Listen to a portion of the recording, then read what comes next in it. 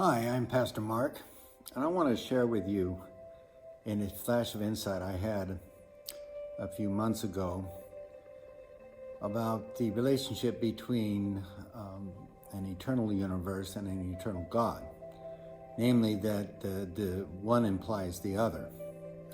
I call it the eternalist argument for the existence of God. Probably the most profound of all questions is, why is there something rather than nothing? The theist would answer that question is that saying that God created something, God created everything. But the cynic would counter that you really haven't answered the question at all, why there is something rather than nothing.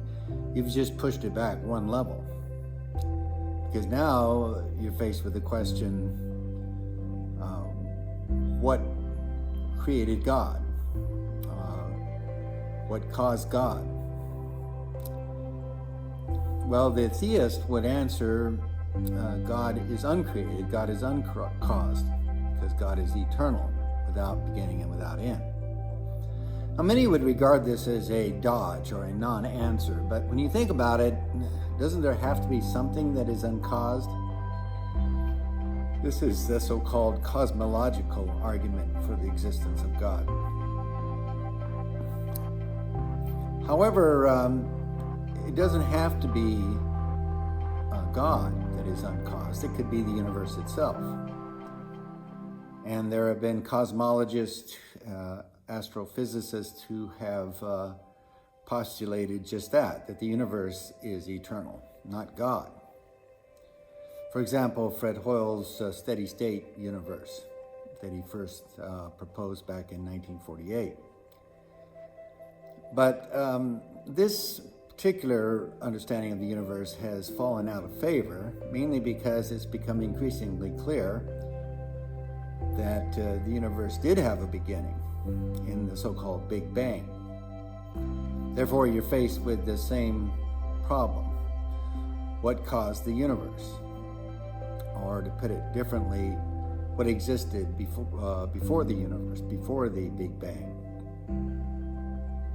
But there's a way of still clinging to the notion that the universe is eternal by postulating a cyclical universe, one that is born, exists for a while, and then dies, and then is reborn again. And those who have come to accept the Big Bang theory, some have theorized that eventually that the expansion of the universe will slow down and the universe will begin contracting into a big crunch, so that it begins all over again and another Big Bang and on, so that the universe is still eternal. It just goes through cycles. But there are problems with this idea of the big crunch too, because again, it's become increasingly evident that the universe is accelerating at such a fast rate due to dark energy that it's never going to slow down enough or slow down at all. In fact, it's going to keep accelerating. And that it'll expand into nothingness and come to what's been called a heat death end. But do not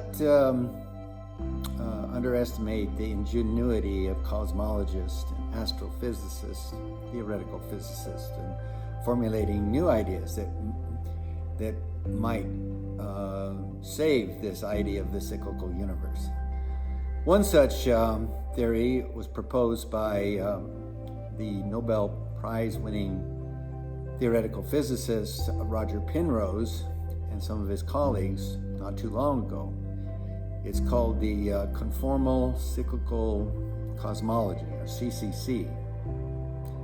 In this, Penrose theorizes that the universe began with maximum negative entropy and the singularity, or Big Bang, that it began to expand, and then in the far future, all that will be left is black holes and maximum positive entropy. But the black holes themselves will eventually disappear due to Hawking radiation. They'll simply dissolve into or evaporate into massless particles over an unimaginable amount of time. Now this is where Penrose's theory gets a pretty far out, but I think brilliant. Because he says at that point that all scale will be lost in the universe, and that from the perspective of these massless particles, the universe will have no time in mass, and it will revert back to that singularity. And so it begins all over again. So if this theory of the universe, model of the universe, and others like it, if they truly are the case, does this now remove the necessity for an eternal God? Now, my insight was that no, it doesn't remove that necessity. That the eternal universe implies an eternal God. Now, what do I mean by that? Well, think of the life cycle of the universe, according to Penrose. It reaches this state of just being massless particles and reverts back to the singularity where there is no time and space. But there still must exist some kind of eternal principles or initial conditions, whereas the universe is reborn again in the Big Bang. And not only reborn again, but where the laws of nature are finely tuned to allow for life and consciousness. Now this to me is the same as saying that there is an eternal God, because these initial conditions, these eternal principles must exist within eternity, outside of time and space.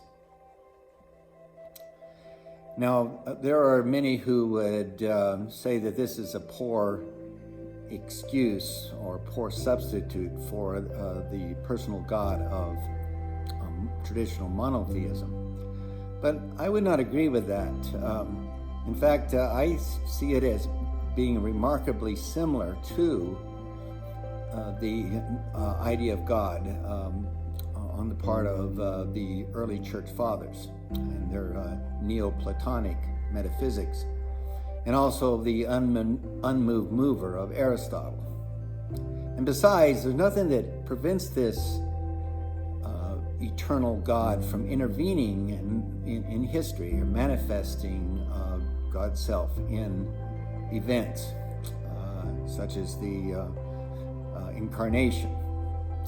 But I'm not just talking about Christ or Krishna here. I'm talking about how these eternal principles are constantly at work, making possible the existence of life and consciousness, and God knows what else in the future.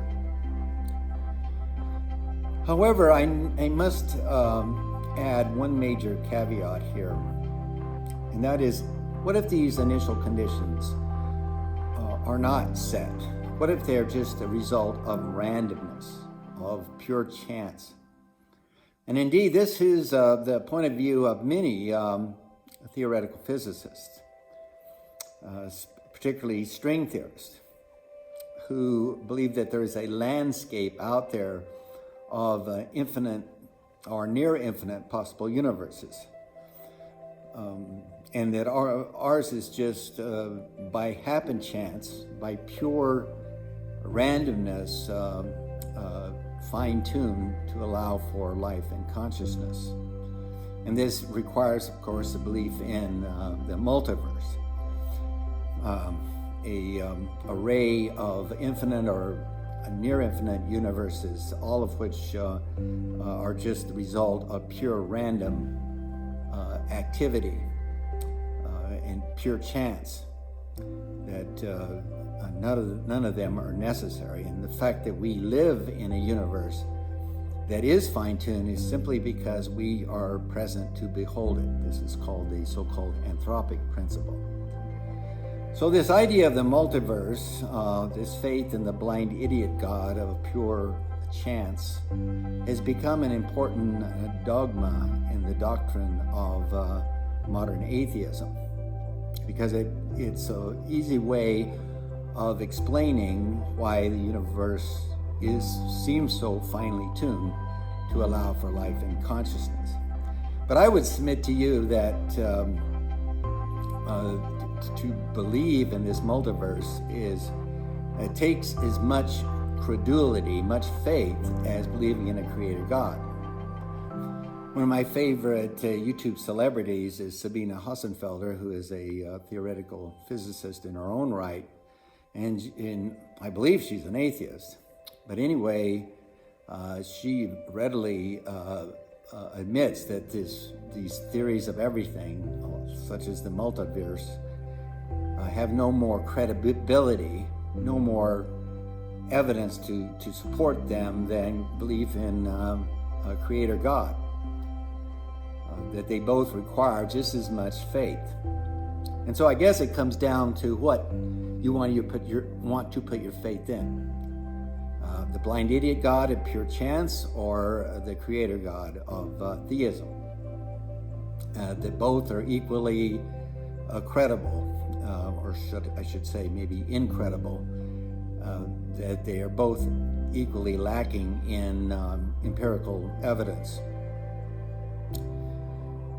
So to summarize, again, my insight a few months ago was that to postulate an eternal universe is virtually the same as to claim an eternal God.